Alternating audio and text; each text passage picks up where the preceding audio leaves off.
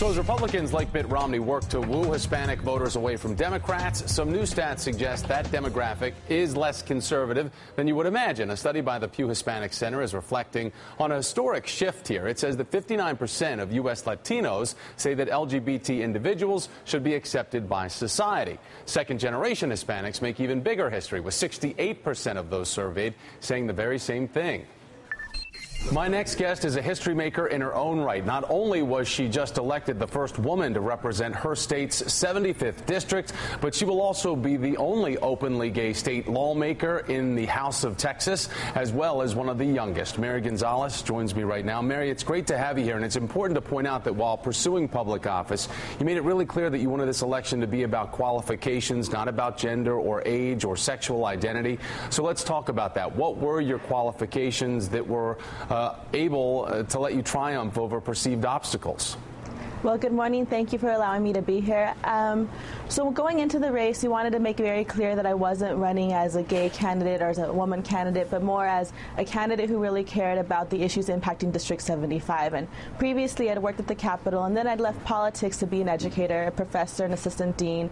And I thought the combination of those skills of policy and in the classroom really gave me the necessary qualifications to address some of the serious issues Texas is facing. So when you talk about the issues that Texas is facing, a lot of people might look at the legislature and think an issue there is not enough diversity.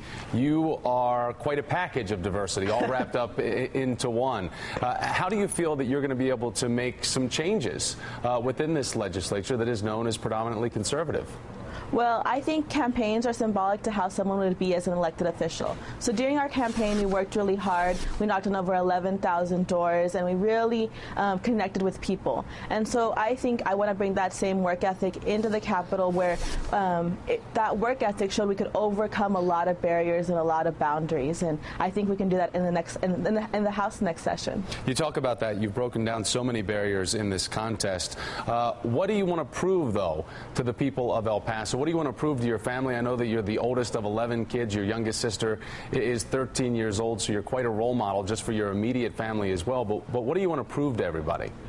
I think I just want to make sure that we have someone who's fighting for my district. You know, there's 290 colonias in El Paso County, and 200 of which are in my district. These are communities that still don't have some water, roads, sewer. I want to make sure that I can prove that there's a fighter out there in El Paso for the needs of my district. Mary, real quickly, I wanted to get your take on the recent decision out of San Francisco regarding Proposition 8, which bans same-sex marriage. A federal court there ruled it was unconstitutional, says it won't reconsider that ruling, and Prop 8 backers say they plan to take this fight to the Supreme Court.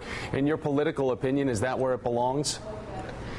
You know, I'm all for trying multiple avenues to try to promote equality in the country. We need to fight for equality, whether it's equality, marriage equality, or whether it's equality for education or water or etc. Mary Gonzalez, great to have you on this morning, Mary. We look forward to talking to you again. Obviously, you're in it to win it in politics here, and we'll watch your career there in Texas. Thanks again. Thank you so much.